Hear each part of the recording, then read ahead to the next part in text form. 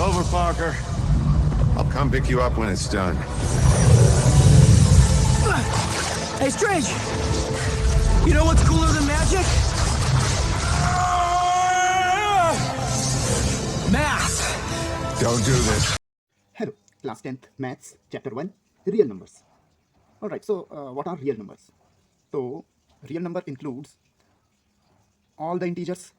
Actually मैं यहाँ definition नहीं लिख रहा हूँ, जस्ट एक कलेक्शन बना रहा हूँ कि रियल नंबर्स में क्या क्या आएंगे. All integers, okay, all fractions और decimals, in fact all the numbers which we use in our daily life.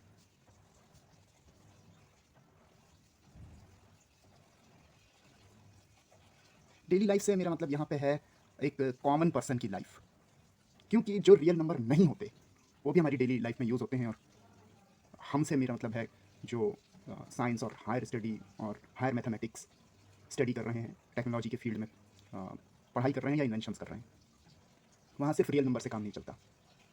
तो कहने का मतलब रियल नंबर तो हमें समझ में आ गया, जो कुछ भी हमने अब तक पढ़ा है that is real number. Minus infinity से लेके -1, फिर 0, फिर 1, 2 अप टू प्लस इन्फिनिटी तक, और इसके बीच के डेसिमल सारे 1.1, 1.111 and up to so on 2.3 point whatever, pi, √2, √3, ये सारे के सारे रियल नंबर्स हैं. तो फिर जो अनरियल नंबर कौन से हैं, फिर जो रियल नहीं है वो क्या है फिर? तो नॉन रियल नंबर्स, वैसे ये उनका नाम नहीं होगा पर मैं लिख रहा हूँ नॉन रियल नंबर. देखिए ये क्लास 10th में अभी आपको इस चैप्टर के लिए समझने के लिए इसकी ज़रूरत नहीं है, लेकिन फिर भी जब हमने बात कर ही दी है तो ये भी आपको क्लियर होना चाहिए. मान के चलिए अगर मैं आपको कहूँ कि 4 का स्क्वायर रूट कितना होता है, 4 का रूट हम कैसे निकालेंगे? तो 4 के हम फैक्टर बना सकते हैं, 2 × 2, तो छोटे बच्चों वाली मैथमेटिक्स हो गई. लेकिन क्योंकि रूट का मतलब ही वो है कि हम उसके दो एक जैसे फैक्टर्स ले रहे हैं, हम 4 को ऐसे भी तो बना सकते हैं, -2 × -2, तब आंसर आ जाएगा -2. सो इट मीन्स कि जब हम रूट लेते हैं, किसी नंबर का रूट लेते हैं, इस चीज़ को ढंग से समझ लीजिएगा. ऐसी अगर मैं 9 का रूट लेता हूँ तो 9 का रूट भी आपका 3 × 3 ऐसे करके निकल सकता है, और या फिर -3 × -3 और ऐसे करके -3 निकल सकता है. रिमेंबर, रूट के अंदर नेगेटिव साइन अगर 2 बार है देन इट इज़ एक्सेप्टेड. लेकिन अब एक और सिचुएशन आपके सामने डिस्कस करता हूँ. अगर मैं कहूँ रूट ऑफ -4, तो इसके फैक्टर आप क्या करेंगे? -2 मल्टीप्लाइड बाय +2 और +2 मल्टीप्लाइड बाय -2. ये दोनों सेम नहीं है, इसका रूट नहीं निकल सकता, कैन नॉट बी ऑब्टेन्ड. हालांकि थोड़ी एडवांस मैथमेटिक्स ने इसके लिए भी तरीका निकाला है, and in that advance mathematics हम -1 अलग कर लेते हैं और फिर इसे लिखते हैं 2 × 2, √2 निकल गया और अंदर रूट के अंदर -1, और इसे हम एक इमेजनरी नंबर कहते हैं. तो रियल नंबर का अपोजिट एक तरीके से इमेजनरी नंबर हम कह सकते हैं. तो आपको इसकी चिंता करने की ज़रूरत नहीं है. कहने का मतलब जो आप अपनी डेली लाइफ में यूज़ कर रहे हैं, जितने नंबर्स यूज़ कर रहे हैं, all of them are real numbers, real number which exist in a common person's life. तो आगे बढ़ने से पहले ये कुछ टर्म्स आएंगे. एल्गोरिदम, कंप्यूटर्स में आपने पढ़ा होगा इसके बारे में, नहीं पढ़ा है तो कोई बात नहीं. एक्चुअली किसी भी प्रॉब्लम को या किसी भी टास्क को सिंपलर स्टेटमेंट्स में ब्रेक करना, that is algorithm. So a series of well defined steps to solve a problem is called algorithm. फिर एक और टर्म आएगा which is lemma. I hope मैं इसे करेक्टली प्रोनाउंस कर रहा हूँ. ओके, मैं लेम्मा ही बोलूँगा इसे, और अगर इसका प्रोनाउंसिएशन थोड़ा सा डिफरेंट है तो इस चीज़ में ज़्यादा चिंता करने की जरूरत नहीं है.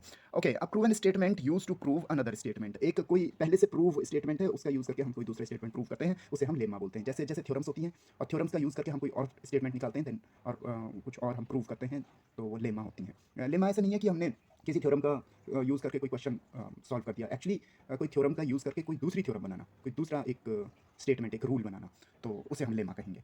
ओके, एक और यहाँ पे टर्म आता है which is Euclid's division algorithm.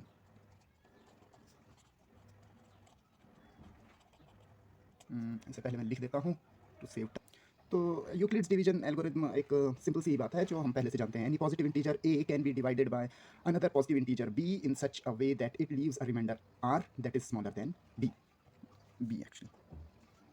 Okay, तो सिंपल सी बात है कि अच्छा हम देख लेते हैं. जैसे कोई नंबर है, हम 25 को 4 से डिवाइड कर रहे हैं, तो ये उससे डिवाइड हो जाता है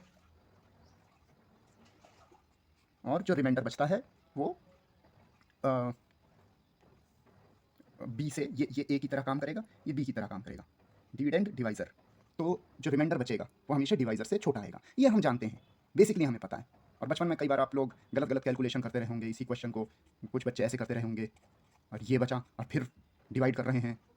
मे बी आप में से कुछ बच्चों ने किया होगा पहले, ऐसा नहीं किया है तो बहुत अच्छी बात है। तो ये एक बेसिक सी चीज़ है, मैं काट देता हूँ इसे, बच्चे इसका स्क्रीनशॉट लेके फिर बोलना शुरू कर देंगे तरह तरह की बातें। Anyway, so this is Euclid's division algorithm. और इसके बारे में और ज़्यादा डिस्कस करना, तो यहाँ तक जितना हमने अब तक बात करी है that is just in order to understand the basic concepts. लेकिन जो चैप्टर से रिलेटेड चीज़ है वो अब आती है, and that so Euclid's division lemma: for given integers a and b, there exist unique integers q and r which satisfy this relation a equal to b q plus r, where r is greater than or equal to 0 but r is less than b.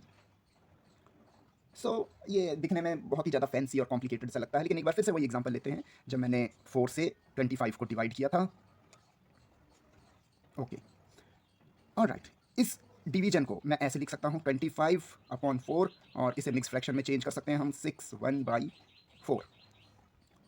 One more thing जो इसमें हम कर सकते हैं वो ये है, इसे लिख सकते हैं 6 + 1/4।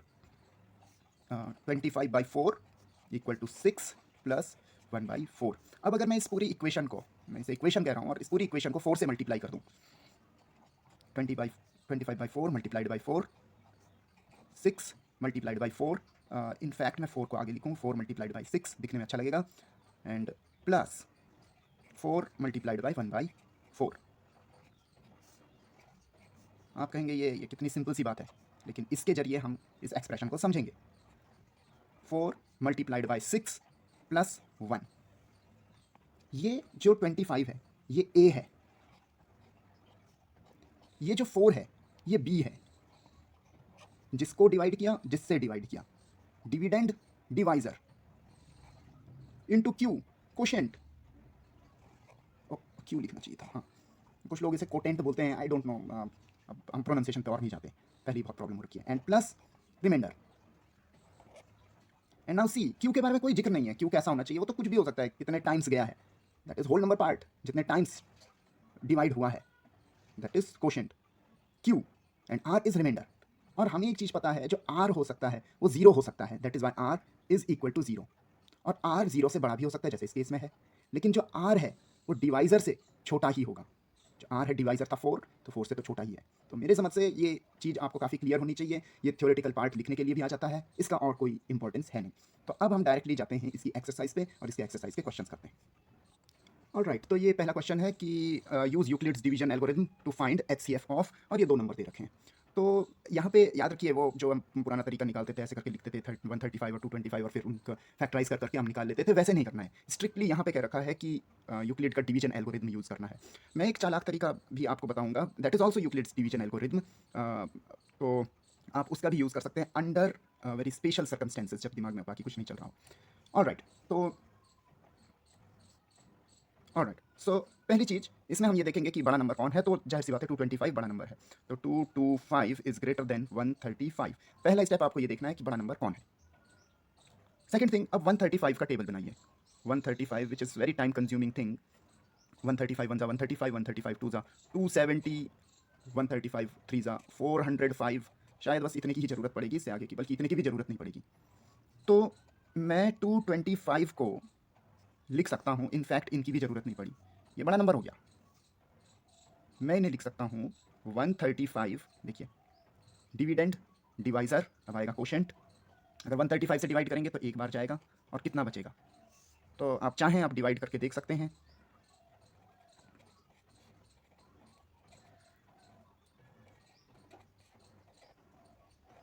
तो 90 बचा, विच इज़ एक्सेप्टेड, क्योंकि ये b से या कहूँ डिवाइज़र से छोटा है। तो अब हम इसे यहाँ लिख लेंगे और इसे यहाँ लिख लेंगे। कहने का मतलब ये अब a की जगह पे चला जाएगा और ये b की जगह पे चला जाएगा। और अब हमें देखना है कि 90 की टेबल में, देखिए तो रफली पता लगा ही सकते हैं कि 92 × 180, तो ये भी 1 ही जाएगा, बचेगा कितना 45, एंड अगेन ये यहाँ जाएगा, ये इसकी जगह आ जाएगा। 90 इज इक्वल टू 45 टाइम्स, हमें पता है 45 टू ज़ा 90 हो गया, तो रिमाइंडर कितना बचा? कुछ नहीं। और यही तो हमने कहा था, रिमाइंडर 0 हो सकता है या फिर 0 से बड़ा होगा बट b से छोटा होगा। तो जो लास्ट डिवाइज़र था, जो लास्ट b की वैल्यू है, जो लास्ट b है, सो HCF इज 45। बहुत सी बुक्स में इस पूरे प्रोसेस को ऐसे दिखाते हैं, जो मैं कह रहा था, एक ट्रिकी वे, 135 225। देखिए ये एक्सेप्टेड मेथड है और आप लोग अपने टीचर से पूछ सकते हैं कि क्या वो इसे एक्सेप्ट करेंगे। बोर्ड एग्जाम में ये एक्सेप्टेड है, लेकिन अगर आपके टीचर इसे एक्सेप्ट नहीं करते तो you have to go with this. और एक चीज़ और, क्योंकि इस मेथड में बने हुए और भी क्वेश्चन, और भी टाइप के क्वेश्चन आ सकते हैं, कुछ में सॉल्यूशन दिया रहेगा आपको, कुछ उसमें से निकालने के लिए कहा जाएगा, तब ये काम नहीं आएगा। तो दोनों का आपको अंडरस्टैंडिंग होनी चाहिए। अब 135 यहाँ जाएगा, अब तो लास्ट डिवाइज़र 45 था, तो जो HCF होगा वो 45 हो गया। ये दो चीज़ें मैंने आपको बता दी। तो अब जो आपकी एक्सरसाइज के बाकी के 2 क्वेश्चंस हैं वो आप लोग खुद कर सकते हो। मैं एक बोनस के तौर पे आप लोगों को क्वेश्चन दे सकता हूँ। HCF मतलब आई मीन मैं करवा रहा हूँ, बाकी 2 क्वेश्चन जो आपकी एक्सरसाइज में है वो आप खुद कर सकते हो। HCF ऑफ कुछ भी रैंडम नंबर ले लेते हैं, 42 and 2713। I don't no will it work और नॉट, लेट्स सी। तो पहली चीज़ आपको जो मैंने चालाकी वाला मेथड किया है उसकी हेल्प लेते हैं और उसे डिवीजन एल्गोरिथम में लिख लेंगे, और आप लोग भी ये कर सकते हो। तो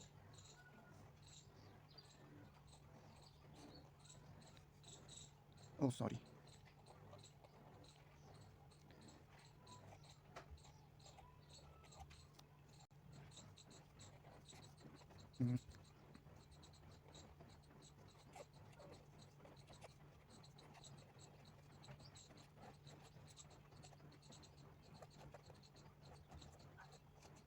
ओह इट्स सिली। तो अब इसे लिखेंगे कैसे? तो पहले step identification translator, second step इसे हम लिखेंगे, ये हो गया और ये बी हो गया और ये 64 टाइम्स गया, और रिमाइंडर बचा 25।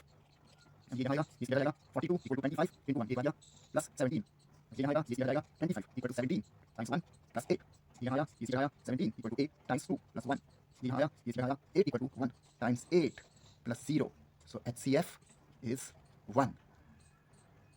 So next question is, show that any positive odd integer is of the form 6q plus 1, 6q plus 3 or 6q plus 5.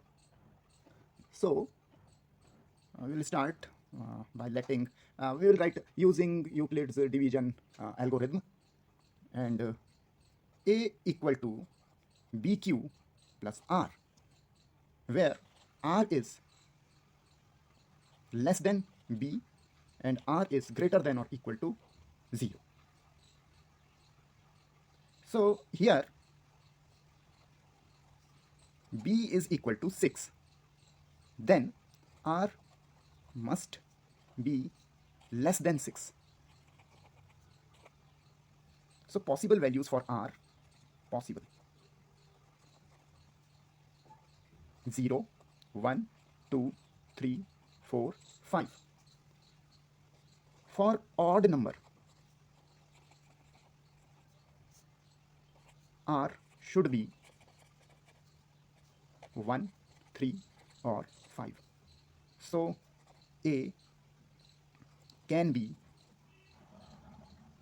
6q plus 1, 6q plus 3 और 6q plus 5। बहुत सिंपल था ये तो।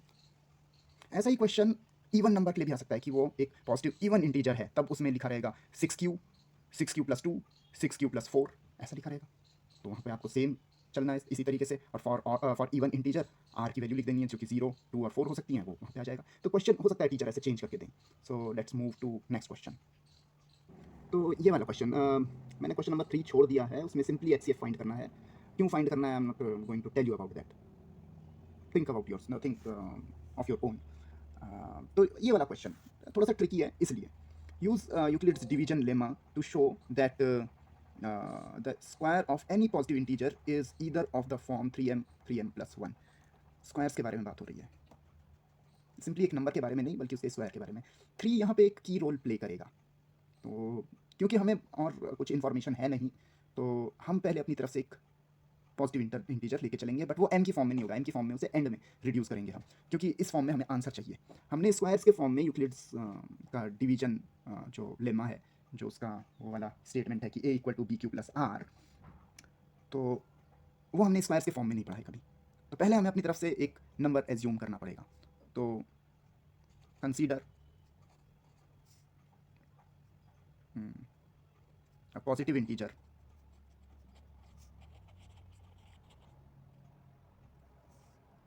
a equal to bq plus r, positive integer a और a equal to bq plus r. Okay, if b equal to 3, हमें पूरी information है नहीं, बट जो उसका हमें स्ट्रक्चर दिख रहा है उसमें 3 is going to play a key role, तो इसलिए हम b को 3 के बराबर ले रहे हैं। देन r कैन बी 0, 1 और 2। तो जो a का पॉसिबल वैल्यूज़, और मैं इस तरह से लिख रहा हूँ, आप चाहें तो a की जगह x y z लिख सकते हैं, क्योंकि इसकी 3 पॉसिबल वैल्यू होती हैं। मैं तीनों पॉसिबल वैल्यूज़ को a से ही शो करूँगा, लेकिन ऐसे मैंने उन्हें एक के नीचे एक आई मीन 3 कॉलम्स में बना दिया। तो ये फर्स्ट फॉर्म हो जाएगा, ये उसका सेकंड फॉर्म हो जाएगा, ये उसका थर्ड फॉर्म हो जाएगा। 3 ही इसमें पॉसिबिलिटी हैं अभी a के लिए। तो पहली पॉसिबिलिटी है 3q plus 0 that is 3q। दूसरी पॉसिबिलिटी है 3q प्लस 1, और तीसरी पॉसिबिलिटी है 3q प्लस 2। अब जैसा गिवन है, इनका स्क्वायर्स निकालेंगे। So squares of above values,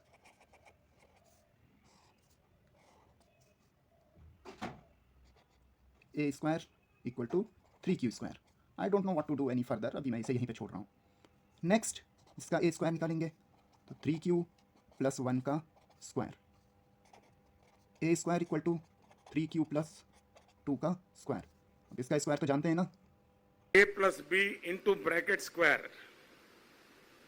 अब उसको जब खोलते थे तो कहते थे a square plus 2ab plus b square, और जब उसका रिजल्ट निकालते थे तो रिजल्ट आता है a square plus 2ab plus b square. ये एक्स्ट्रा 2ab मिलता है कि नहीं मिलता है? ये 2ab कहां से आया? वो ये भी कहां से आया? तो नाउ भाई, जो चीज़ कहीं ना कहीं से तो हर जगह से सीखने के लिए मिलता ही है, तो सीखो हर जगह से। a स्क्वायर, अब क्या सीखा था अभी थोड़ी देर पहले, a square plus 2ab, 2 into this, तो ये 6q हो जाएगा। क्यों होगा ये चीज़, ये मैं नहीं बता रहा, रफ में करके देखो। a square plus 2ab plus b square, ये एक्स्ट्रा 2ab मिलता है ना, तो उसकी वजह से ये 6q मिला। Same here, a square plus extra 2ab, तो 2 इंटू दिस, ये हो जाएगा 12q प्लस 4। तो इसको हम, क्योंकि क्वेश्चन में कह रखा है वो 3m और 3m प्लस 1 की फॉर्म होनी चाहिए। 2 ही फॉर्म्स पॉसिबल बताई हैं, तीसरी फॉर्म नहीं बोली है, लेकिन यहाँ 3 फॉर्म्स निकल रही हैं। तो पहले के लिए तो कोई प्रॉब्लम नहीं है, इसे हम एज इट इज़ रहने देंगे। हम पूरे 3q स्क्वायर को 3m कह सकते हैं, बट व्हाट अबाउट दिस, यहाँ पे हम अगर 3 कॉमन ले लें, तो इनफैक्ट यहाँ भी हम ऐसा कह सकते हैं कि 3 ले लिया और अंदर बचा 3q स्क्वायर। तो इस पूरे पार्ट को हम m कह सकते हैं, any number 3 into that number. यहाँ पे 3 कॉमन ले लो इन दोनों में, तो यार 3q square plus 2q and then plus 1। यहाँ पे इस पूरे को m मीन्स एनी इंटीजर, या तो वो इस फॉर्म में या इस फॉर्म में। ऐसा नहीं है कि m का मतलब जो यहाँ पे m है वही यहाँ m होना चाहिए, इट डजंट मीन दैट। मतलब कुछ part and plus something else. And same here, इसमें इस 4 को 2 पार्ट्स में ब्रेक कर देते हैं। मैं यहीं पे कर रहा हूँ, आप अगली लाइन में लिखना इसे 3 प्लस 1 कर देते हैं, और इन सब में 3 कॉमन ले लेते हैं।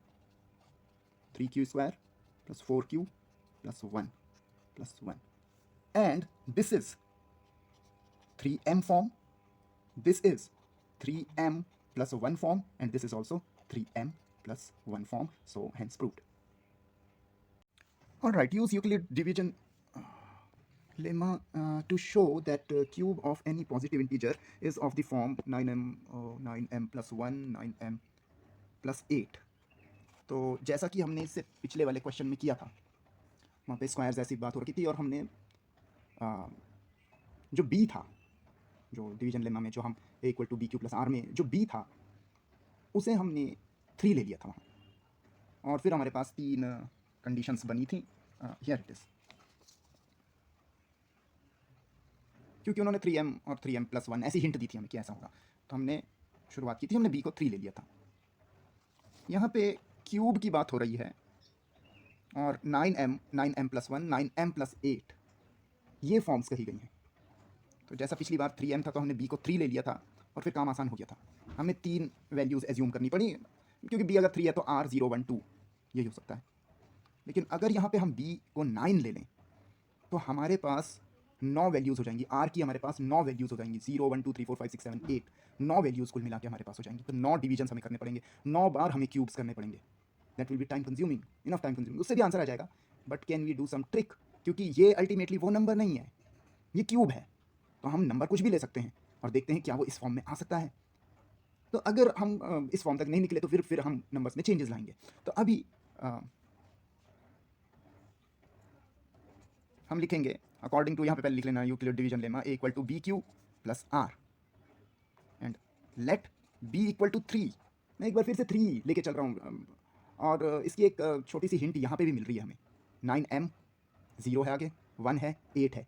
जब क्यूब हो रहा होगा, 0 का क्यूब 0, 1 का क्यूब 1, 2 का क्यूब 8, तो जो रिमाइंडर वाला पार्ट है उसे 2 तक होना चाहिए. ऐसे हमें एक हिंट मिल सकती है. बाकी प्रैक्टिस करो तो उससे पता चल ही जाए, उससे हो ही जाएगा. तो r जो पॉसिबल वैल्यूज़ हैं, r can be 0 1 and 2. Once again 3 बातें हो सकती हैं. a equal to 3q plus 0, a equal to 3q plus 1 और a equal to 3q plus 2. That is 3q. ये तो आ गया. ओह नहीं, एक्चुअली नहीं, अभी क्यूब करेंगे इसका. तो वेल स्क्वायर के लिए तो मेरे पास कुछ था, क्यूब के लिए कुछ नहीं है. तो क्यूब का मैं आपको बता देता हूँ. a plus b whole cube, a cube plus 3a square b plus 3ab square plus b cube. तो इससे इसे एक्सपेंड करेंगे. पहले a क्यूब निकाल लेंगे, दैट विल बी 3q का क्यूब, जिसमें से हम 3 अलग कर लेंगे तो अंदर बचेगा 9q क्यूब. ओह सॉरी, 9 अलग कर देंगे तो अंदर बचेगा 3q cube, which is 9m form.